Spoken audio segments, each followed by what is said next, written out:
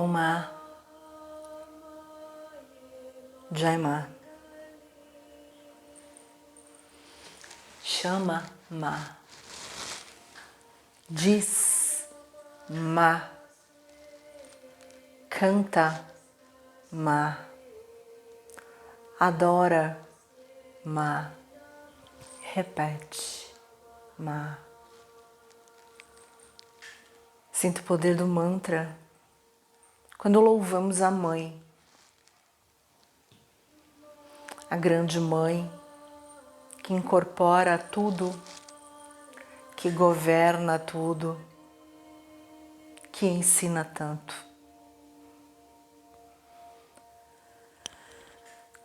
Quando entramos nesse útero, a vida de verdade começa. A noção do verdadeiro eu vem à tona. Todas as nossas dores se dissipam. E esse estado de Ananda permanece. Permanece para sempre. Esse estado de Purna, de plenitude, plenitude no entendimento de quem somos, acontece.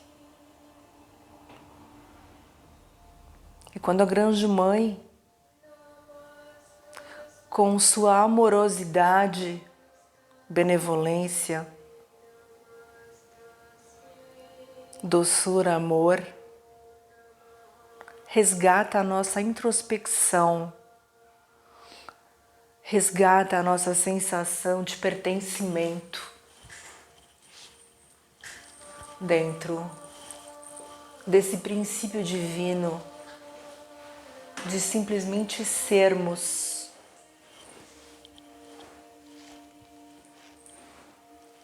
Nada mais importa, somente rendição.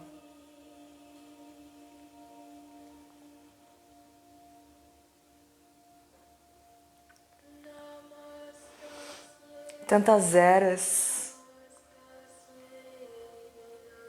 tantos encobrimentos da verdade, dessa verdade da grande Mãe. Tanta manipulação, tanta atrocidade, somente para esconder, para encobrir a mulher, a mãe, aquela que nos dá a chance desse resgate com o nascimento. No berço da grande Mãe nascemos. E nesse mesmo útero que nos acolhe, fora desse útero ela também está conosco. O tempo todo, através de Shakti, através dessa energia, dessa potência que nos movimenta nesse plano.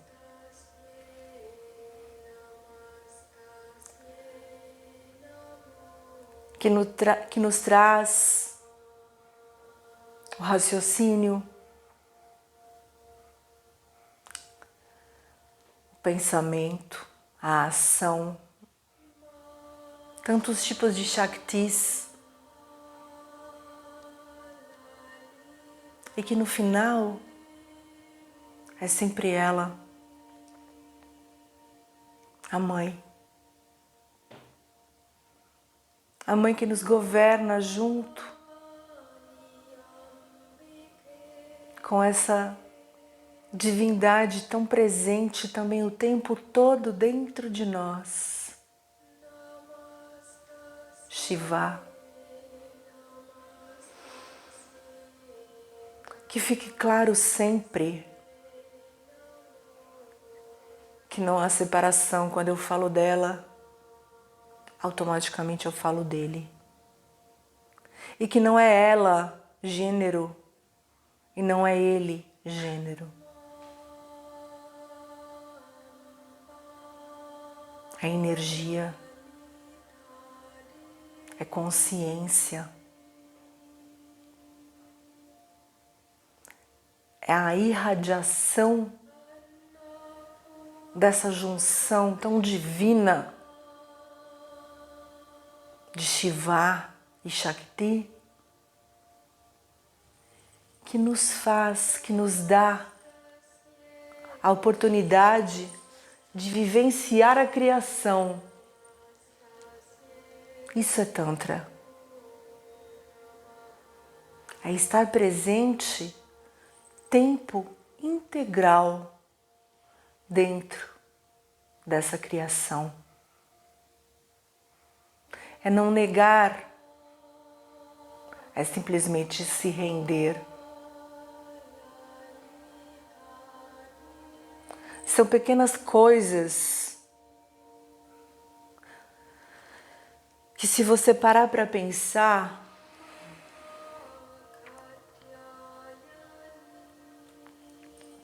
Shiva e Shakti e Kali, essa divindade presente dentro de nós, essas divindades, que na verdade é uma só mesmo, esteve presente na história sempre. Lá nos primórdios,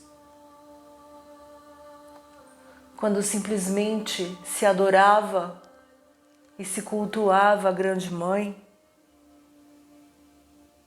esses traços já existiam, a potência de Kalika, de Kali, Nritya, a deusa escura, aquela que era o cosmos, sempre foi, aquela que era adorada através do útero, através do sangue divinal, que tentaram tanto nos restringir depois, retirando a Mãe da Trindade, retirando a beleza e a presença da união carnal entre Maria de Magdala e Yeshua, que nada mais, nada menos também é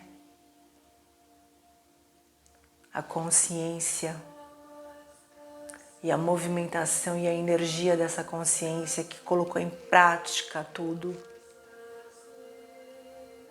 Sempre existiu essa união,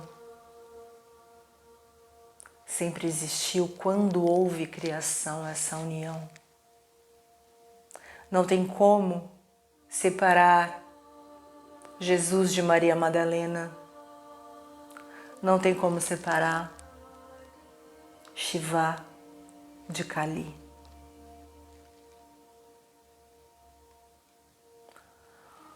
O Yarugamos sempre existiu,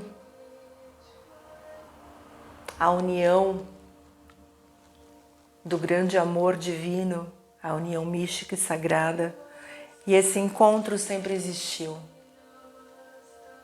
porque é assim que se dá a vida, e não há nada de pecado nisso, muito pelo contrário. Mas os homens aqueles que sempre querem nos governar, nos restringir o conhecimento, nos manipular, afastam a mãe, afastam a deusa, afastam a mulher e a renegam ao quinto plano.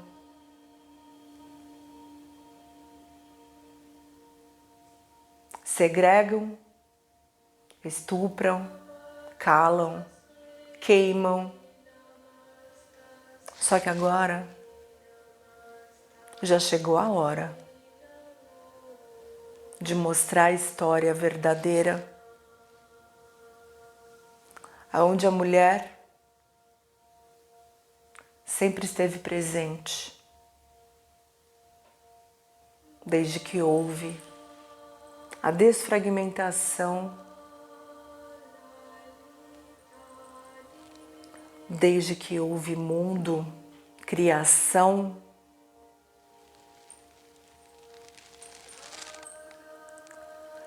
Para se haver vida, é necessário honrar, amar, reverenciar e trazer a história da mulher e trazer o amor. Mais uma vez eu digo, não estou falando de somente gênero em união. Estou falando de polaridades e estou falando de ligar a consciência com a natureza, com a potência. E mostrar que somente unindo e não separando e não diferenciando a consciência e a natureza e a potência, só assim há a verdadeira equanimidade, há a verdadeira criação divina, há uma vida plena, verdadeira, nutridora, pacífica e que prevalece o raciocínio, o discernimento, a amorosidade, onde governa a mãe, aonde governa o pai em igualdade. Isso é ser tantrika. Isso é mostrar que só há amor, só há paz, só há consciência quando o sagrado feminino e o sagrado masculino estão em igualdade. E lembrando que esse sagrado masculino e esse sagrado feminino tem que estar em igualdade dentro de nós e no nosso coração. Não adianta honrar somente um e jogar de novo para debaixo do tapete o outro. Estar, ser e honrar essa consciência que é a consciência cósmica e essa mesma consciência que há em nós. Honrar, reverenciar, permitir a nutrição da mãe na matéria, é honrar o sagrado feminino, é trazer para o coração as tarefas para que a gente possa superar uma a uma, transmutar uma a uma e revelar o que há de mais belo, Shri, dentro de nós. Descortinando os véus de Maya,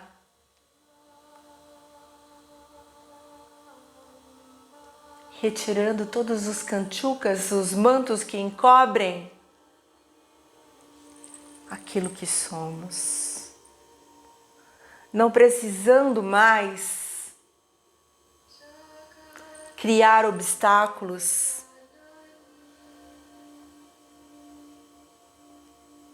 e sim retirá-los, desvincularmos com conceitos errados, retirar tudo aquilo que nos aprisiona,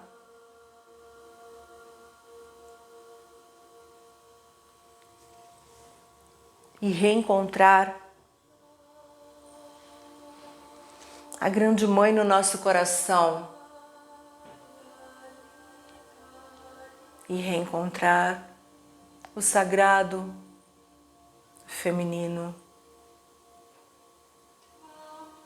na natureza, nos animais, em cada sopro divino, em cada Shakti presente no nosso corpo e em toda a natureza que nos envolve. Utilizando Shiva, a nossa consciência, para reparar a nossa verdade, para resgatar a nossa benevolência, pois Shiva é o benevolente. E quando tudo isso se encontrar em perfeita sintonia, através da nossa rendição,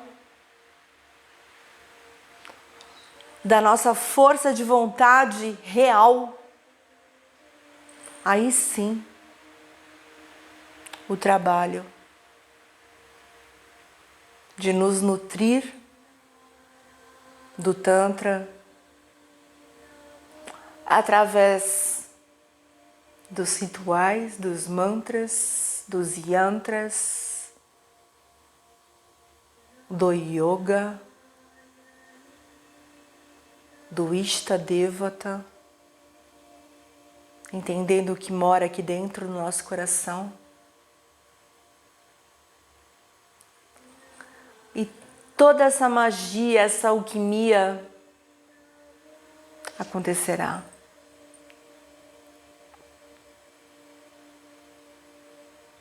Mas por que eu estou falando tudo isso? Porque me veio uma coisa muito importante hoje. Quando eu estava mais uma vez contemplando, meditando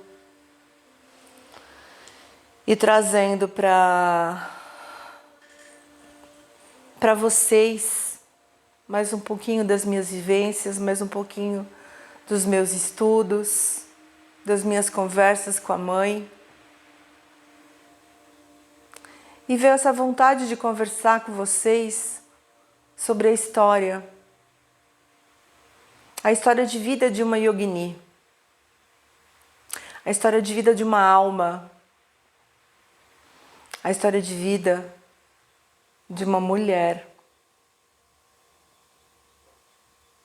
que se chama Daniele, de uma criança que não gostava desse nome, achava esse nome muito pomposo. Ela queria se chamar Renata, porque era um nome comum de uma amiguinha em comum dela, que ela achava muito bonito. E ela até pedia para os pais: eu não quero me chamar Daniele. E a mãe ficava triste, pois na verdade a mãe dela escolheu esse nome com todo o amor, em um livro, em um romance, aonde a mocinha se chamava Daniele. Aí passou-se um tempo, ela já começou a gostar um pouquinho mais do nome dela, né? Aí ela gostava de ser chamada só de Dani. E assim foi. Essa moça, essa menina, essa criança, essa alma, ela era uma alma e ela é ainda, eu tô aqui por enquanto, né? Ela era uma criança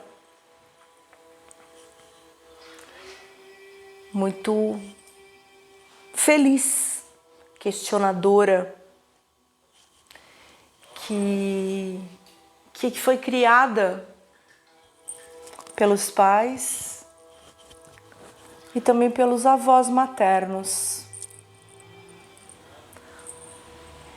E através dos estudos desses avós maternos que eram estudantes de yoga, sempre questionadores nesse mundo, ensinou para essa menininha ética, yoga, yoga postural, mitologias. Através da mãe, do pai, ela aprendeu muito sobre música, sobre culturas, sobre política. Tudo que é necessário para que uma criança cresça e tenha isso dentro dela, né? Todos os conceitos bem entendidos, toda a história da humanidade bem trabalhada e revelada. A casa dessa menininha era uma casa muito cultural. A mãe dela convivia com músicos. A mãe dela foi musa da bossa nova. Dentro da sala dessa menininha tinha sempre os grandes nomes da MPB, como... Ai, a minha mãe. A minha mãe era uma coisa incrível. Ela amava a música. Ela era bailarina. Ela era musicista, ela tocava piano. A Nara Leão, toda a bossa nova se encontrava lá na casa da minha mãe, na minha casa. Esses grandes nomes conviviam com ela. E esses músicos, eles traziam junto também questionamentos, né? Uma vivência de mundo, de visão, de acolhimento do todo. E essa menininha, ela sempre ficava ali observando todos. Carlinhos Lira, que fez uma música para minha mãe. Se você quer ser minha namorada, que linda namorada você poderia ser.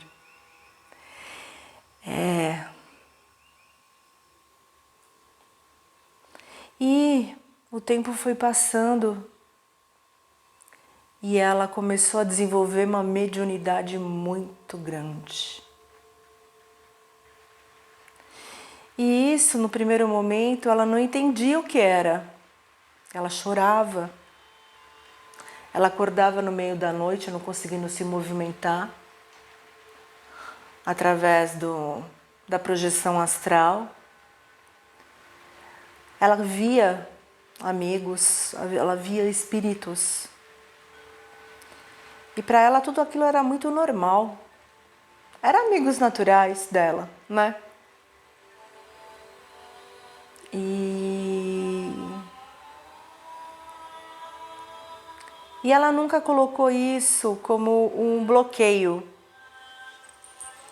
Ela sempre conversou com seus pais. E o tempo foi passando e o aprendizado com seus avós também foi. Ela adquiriu uma amizade muito grande com os seus amigos praticantes de yoga, onde os avós maternos dela davam aula e a levavam sempre. Ela praticava sempre. Ela trazia o incenso, as frutas, as flores, para Ganesha, para Shiva, para a Grande Mãe. A cultura egípcia era muito presente nela. Ela gostava demais desse ambiente também.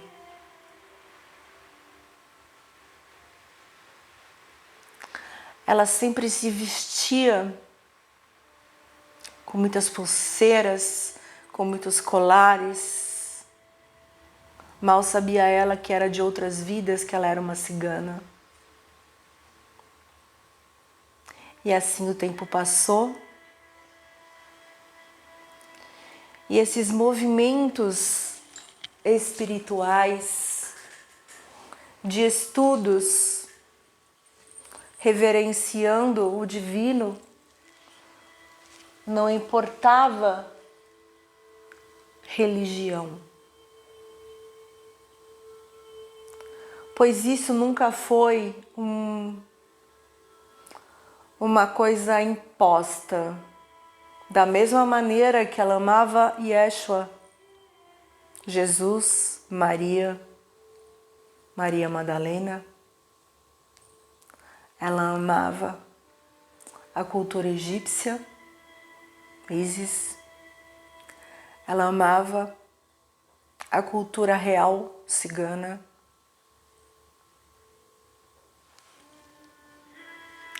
ela amava gnomos e duendes, tinha coleção. E todos eles com vários nomes. O quarto era bruxinhas para todo lado. Estudou muito os cristais. Estudou muito mesmo. Tudo isso.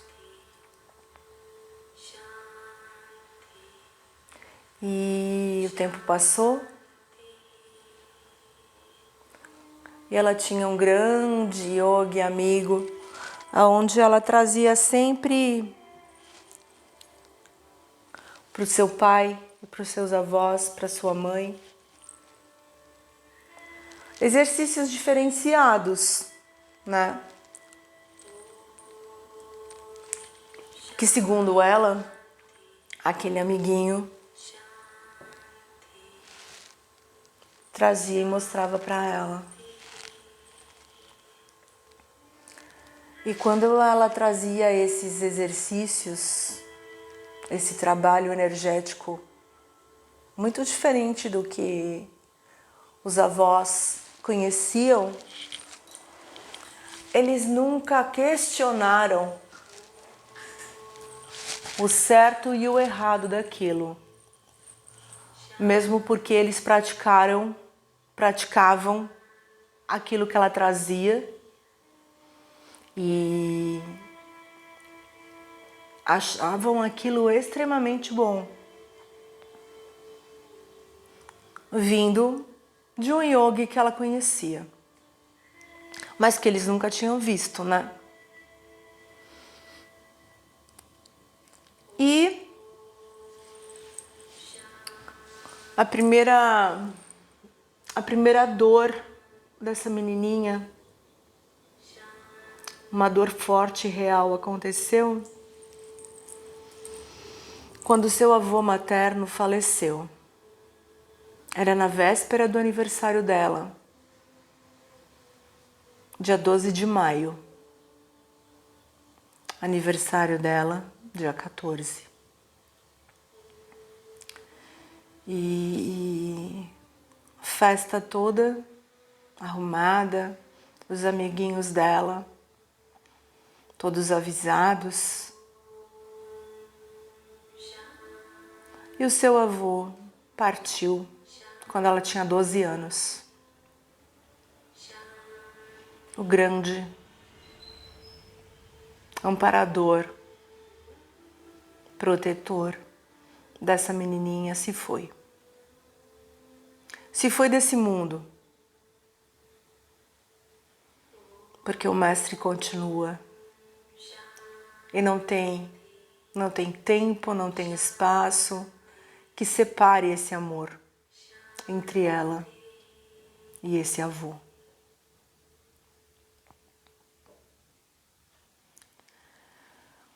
Um grande mundo de construção ele fez dentro dela, com alicerces fortes, com uma cultura absurda e com amor jamais visto. O amor entre ela e ele é e era tão grande, que quando essa menininha nasceu, ele simplesmente se aposentou para cuidar dela em tempo integral. João Bellini. E assim foi. De pé quebrado, de braços quebrados, coração destruído. Ela ficou um bom tempo revoltada.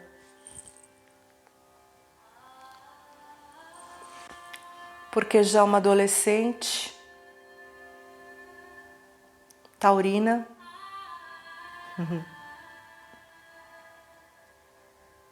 amante fervorosa de rock and roll, não ia ser diferente, né? Ela negou um bom tempo, assim, chegando acho que até 1 ano e pouco, 2 anos. Não queria mais saber de praticar yoga, não queria mais, porque o mestre dela tinha ido embora. Mas a mestra estava ali, a grande mulher, minha avó. A estrutura familiar continuou firme e forte. E a vida foi passando, até que ela voltou a praticar. Ela viajava muito, pois o pai sempre viajava a trabalho. Ela morou em Brasília um bom tempo. Foi lá que ela teve estudos com xamanismo ancestral, com a cultura e entendimento da cura com os cristais, com a bioenergia. Aí ela encontrou um mestre vivo chamado Wagner Borges, quando ela voltou a São Paulo. Pois ela estava ainda muito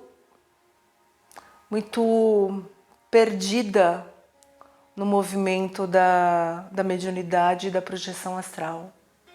E lá ela encontrou seu alicerce no Instituto de Projeciologia com Wagner. E ali ela retomou estudos sérios com ele, com toda essa cultura oriental, com o Vedanta, com a bioenergia, com a projeção astral. E foi nesse momento que ela começou a observar que ela precisava de algo maior.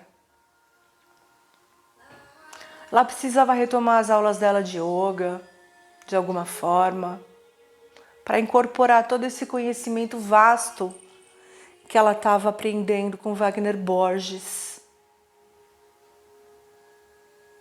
Ela já estava morando em São Paulo, fazendo os cursos. E um belo dia ela saiu do colégio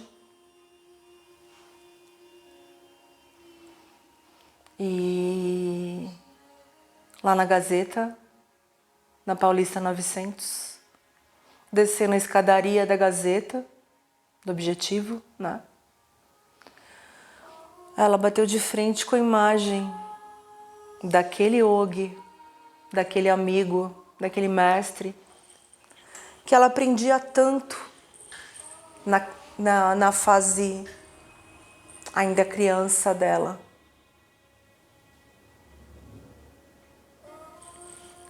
E uma lacuna se deu ali, porque ela não estava entendendo como que ele estava na capa daquele livro, né? E ela nunca mais tinha ouvido falar dele. E ela começou a se questionar por que ela tinha se perdido tanto dele, né? Por que ele desapareceu da vida dela? E ela queria muito comprar o livro, mas não tinha dinheiro no momento. Foi para casa e foi falar com seus pais, com a sua avó, que ela queria muito pegar aquele livro. Ela queria muito entender, queria muito relembrar e conversar com aquele amigo, com aquele yogi tão lindo. Aí a avó dela, Dona Benedita, bendita, trouxe para ela o livro e disse: finalmente chegou tua hora de encaixar essas peças do quebra-cabeça espiritual. E entregou o livro Autobiografia de um Yogi, de Paramahansa Yogananda, que para ela, essa menininha, era meramente um Mukunda, o nome de batismo de Yogananda. E aí começou os seus estudos da Kriya Yoga, os ensinamentos de Yogananda.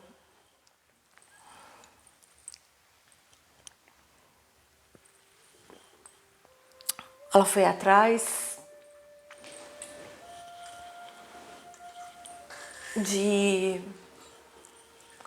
partir para esses estudos nessa vida, né? Com mestres vivos da ciência da Kriya Yoga. Fez todos os batismos, as dikshas da tradição, tanto da Self, quando mais para frente também da Kriya Yoga Institute, das duas vertentes da Kriya. E nesse tempo também, algumas formações de yoga relevantes ela também fez.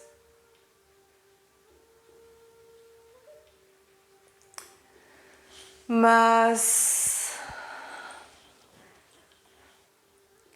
o caminho não estava completo Sabe quando a pessoa não se sente plena com esses estudos, com os mestres que vieram depois do seu avô, da sua avó?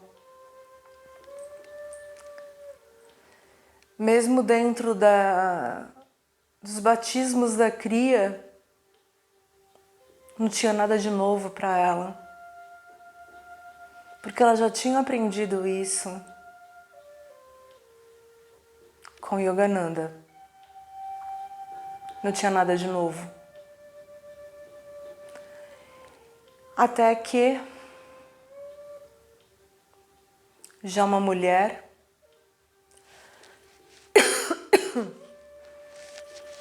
ela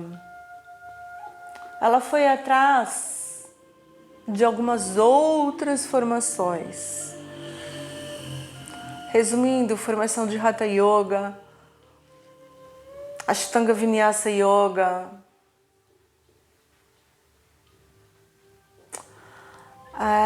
Iyengar Yoga,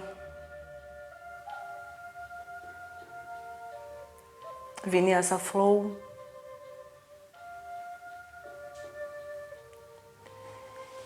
E ela conheceu a Greta Hill no tempo que ela estava dando aula de Anusara Yoga e fez uma formação de Anusara Yoga. Nesse mesmo tempo, ela trabalhou para Márcia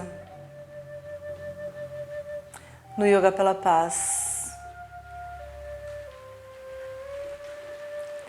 E trabalhando no Yoga pela Paz, ela teve oportunidade de conhecer os convidados,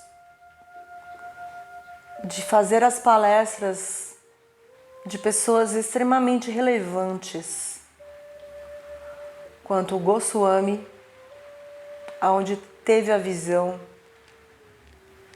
né, extremamente importante de uma visão dos chakras muito vislumbrante, eu diria, né? E foi lá também que ela conheceu a sua guru em vida e um grande mestre, que foi Shambhavi Loren Chopra, a Yogini, Shakti Yoga, e David Fraley.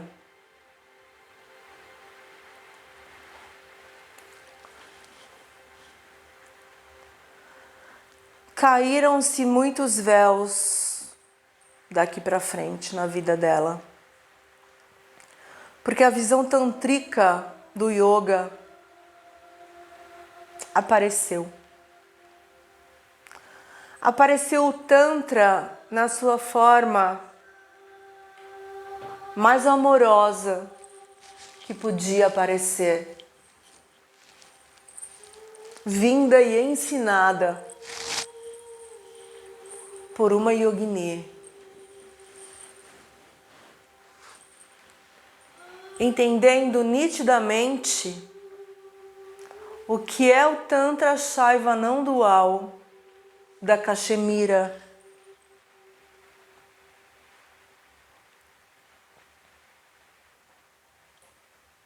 Uma prática tântrica dentro do yoga com a Greta Hill.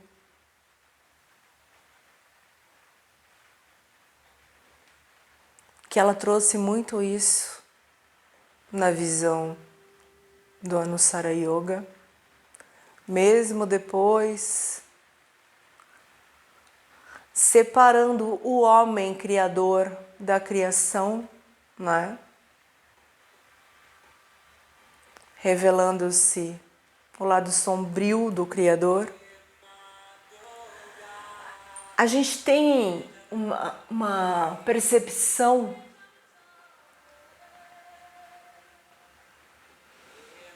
que em nenhum estudo de yoga dentro do Brasil É muito raro você entender o estudo dos corpos energéticos dando uma visão interior mesmo da Shakti de cada movimentação do teu corpo. O que eu quero dizer com isso?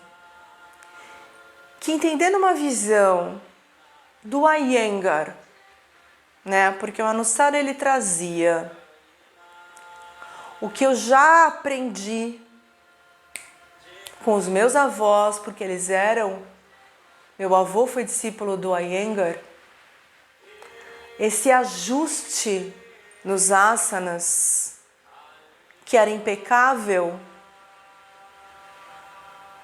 mas eu aprendi que esses ajustes impecáveis do Iyengar necessitavam de uma visão tantrica amorosa e até bhakti, que vinha através do estudo dos corpos sutis do Tantra.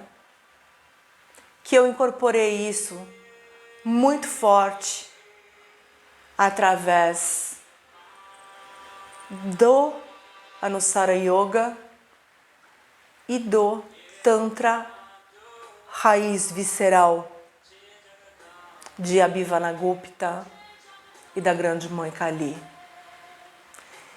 Então o que eu fiz?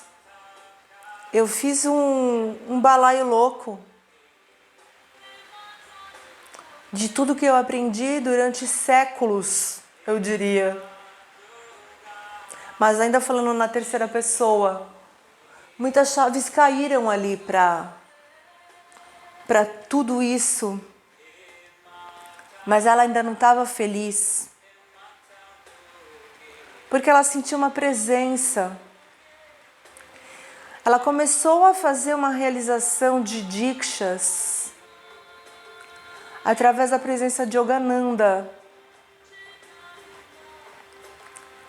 Mas chegou um ponto em que algo precisava ser feito maior ainda.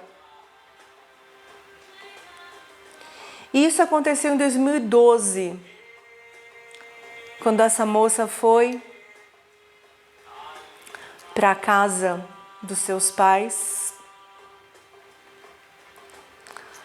em uma cidade onde tem um circuito de águas incrível, de cachoeiras lindas, o pôr do sol mais lindo do Brasil. E lá ela foi convidada a dar uma aula de yoga nessa natureza divina presente.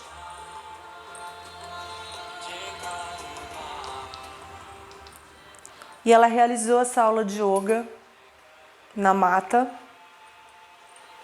com uma cachoeira maravilhosa presente. E ali ela deu a aula e entrou num processo de meditação. Lembrando que o processo de meditação tântrica é o inverso de um processo de meditação que você aprende em escolas de yoga por aí, né? E tem algo que você observa e você não nega nada. Então você vai absorvendo aquele vazio. Você vai sentindo uma presença muito intensa e foi nesse momento em que se deu o despertar. Na sua tela mental, algo aconteceu. No momento em que um raio muito intenso se acendeu na base da sua coluna e subiu, adentrando cada botão de cada chakra. E uma visão se fez presente de um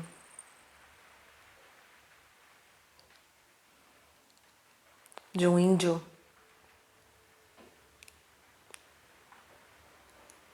um índio belíssimo, um indígena.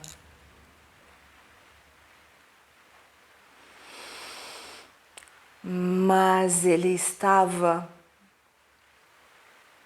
muito radiante. Do mesmo momento que eu senti aquele raio, aquele barulho ensurdecedor dentro de mim, a visão dele apareceu. E no mesmo momento em que os meus chakras se acendiam,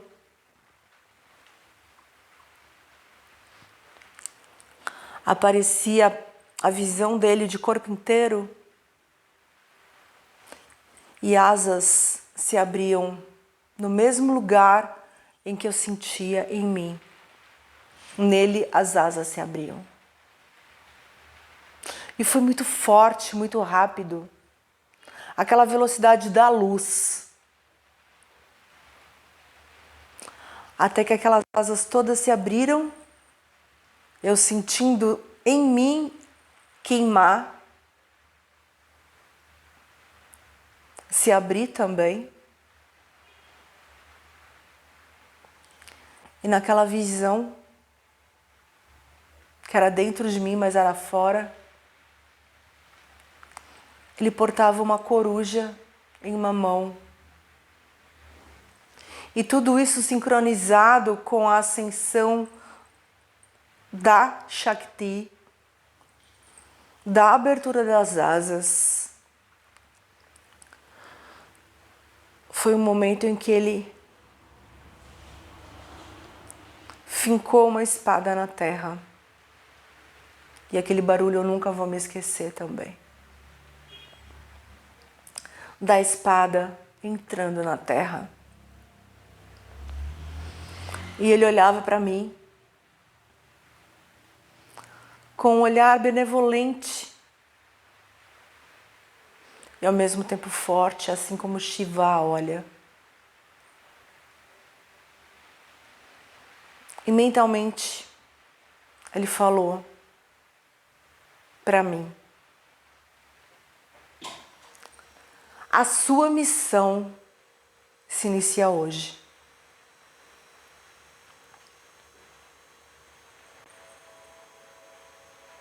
E sumiu. E eu não lembro quanto tempo que eu fiquei ali ainda. Contemplando, tentando digerir tudo isso, né?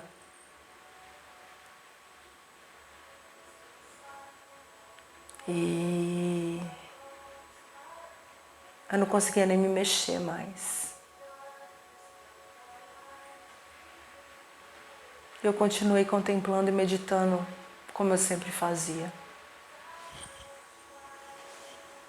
Mas eu sabia que algo tinha mudado e muita coisa tinha mudado.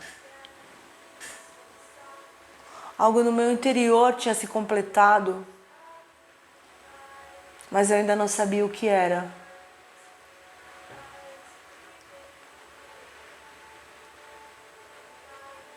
E quando se passou, era 2012, dezembro, eu ia passar o Natal e o Ano Novo com os meus pais. Eles ainda eram vivos.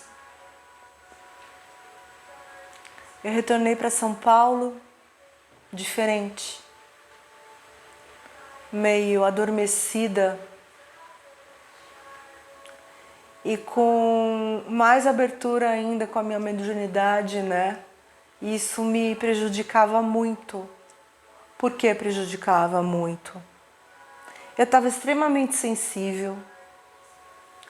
Eu não conseguia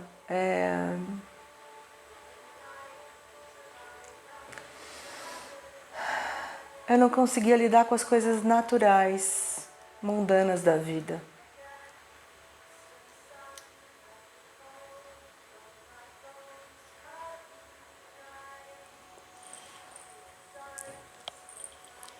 Só um minuto.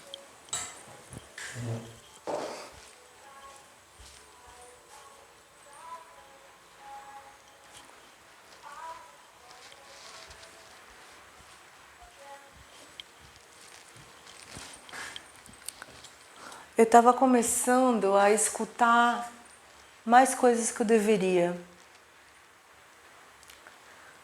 Eu comecei a vivenciar pios de coruja.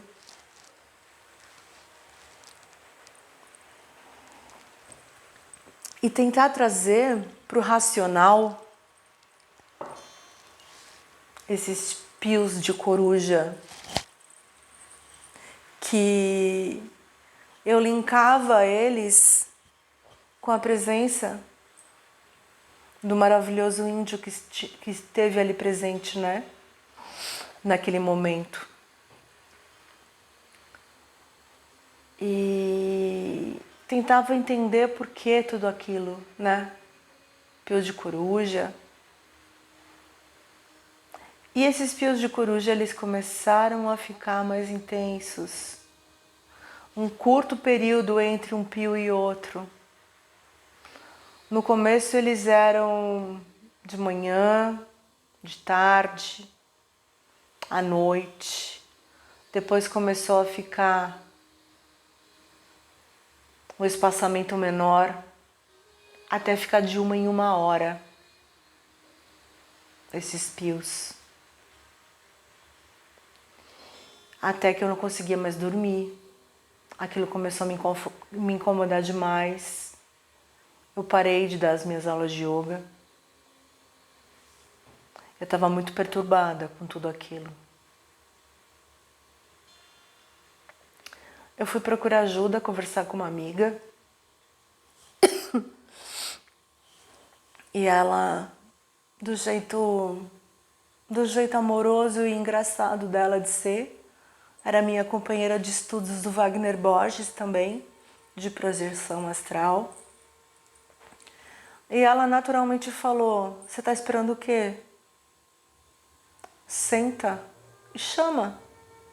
Chama de verdade. Chama eles. E fala: o que vocês querem de mim? Ela até disse: chama na chincha, né?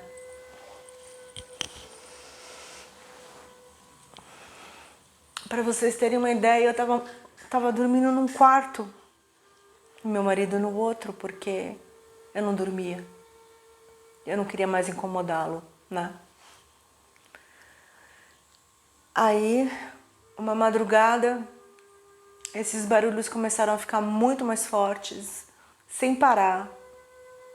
Tanto o barulho do pio da coruja, quanto barulhos de pata de animais andando pelo meu quarto. Eu já estava pensando que eu estava entrando mesmo numa esquizofrenia. Logo eu, que nunca usei drogas nenhuma, nunca fiz uso de nada, simplesmente meditava. Não podia ser.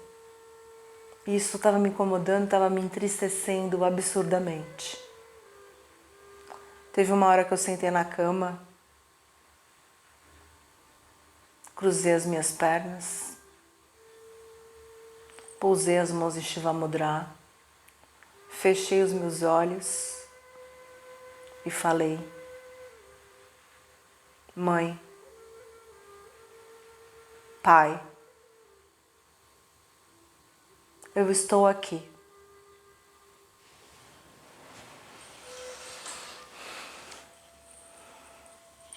O que vocês querem de mim? Eu estou aqui.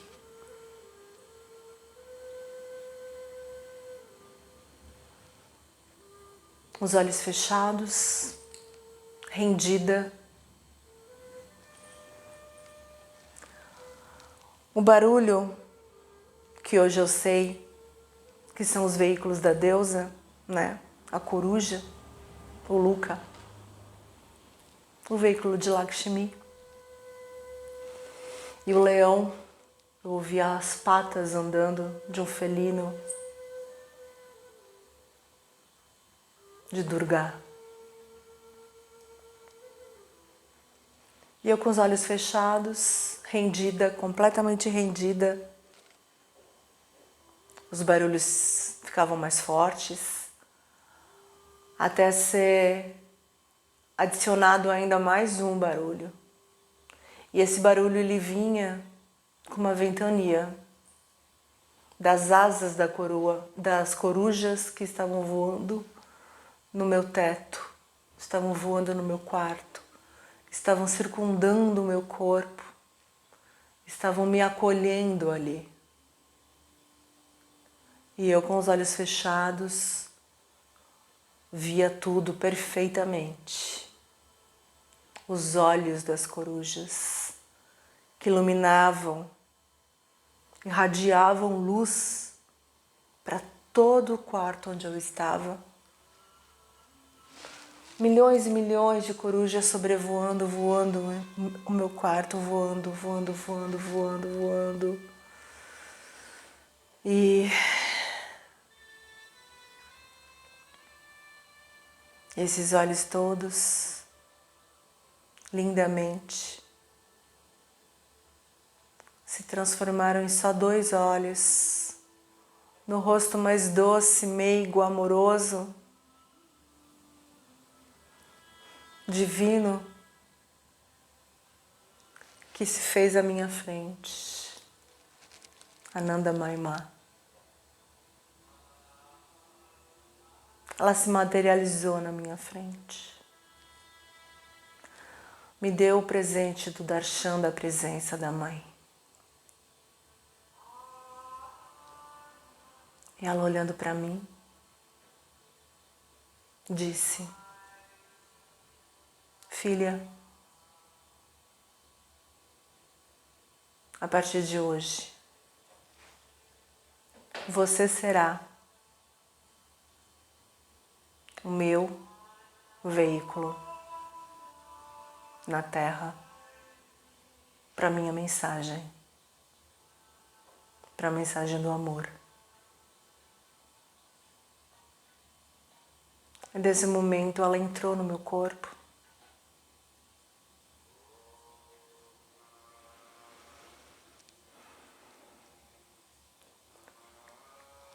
e ficou um bom tempo passeando pela minha casa,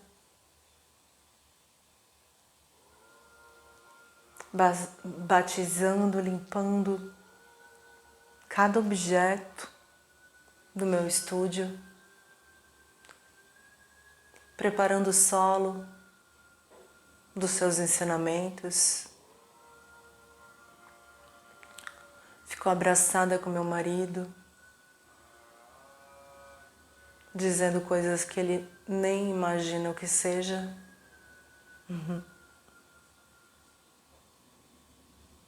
Mas aquela amorosidade, aquela doçura continuou. E esse foi o primeiro dia de muitos que ela vem trazer amor, sabedoria,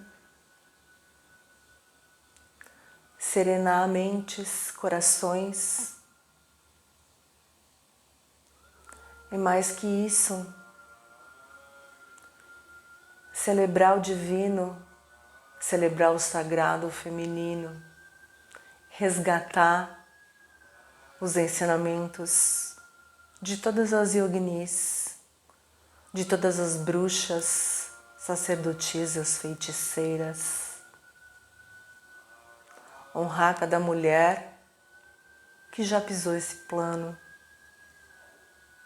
e abençoar cada mulher e cada homem e cada ser, independente de gênero, porque ela está aqui para almas, ela está aqui para atmans, ela está aqui para divyas, centelhas divinas. Porque aqui não há casta, aqui não há religião, aqui não há separação. E esse é o meu trabalho. E é para isso que eu vivo.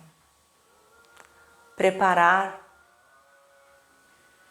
seres divinos para o aprendizado da Grande Mãe,